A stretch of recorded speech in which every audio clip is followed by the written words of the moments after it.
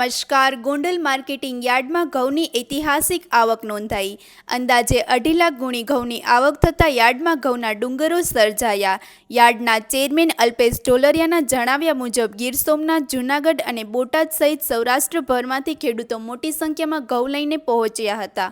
હાલમાં ખેડૂતોને 20 કિલો દીઠ 450 થી 750 સુધીના ભાવ મળી રહ્યા. ભારે આવકને કારણે યાર્ડમાં હાલ માટે નવી આવક પર રોક લગાવવામાં આવી. વધુ સમાચાર માટે જોડાયેલા રહો. RP Gujarat news, Rajkot. Gondal marketing yard ખાતે ઘઉંની આવક કરવામાં આવી હતી.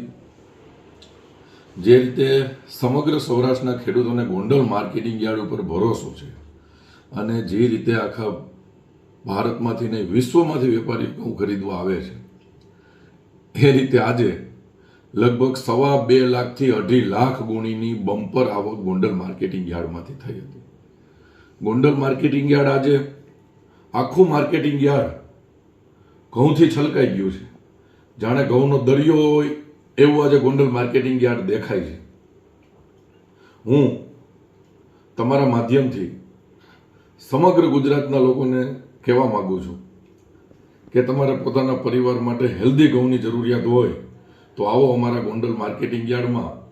કારણ કે લગભગ ગુજરાતમાં આનાથી વધારે ક્યાંય માલની આવક હશે નહીં અને પાછું આ જ માલનું યોગ્ય ભાવથી અને નિકાલો પણ થાય. અત્યારે ઘઉંના ભાવ રેગ્યુલર 450થી લઈ અને 750 સુધીની બજાર ખેડૂતોને મળે છે અને અત્યારે હાલ તબક્કે ઘઉંની આવક બંધ કરવામાં આવી છે.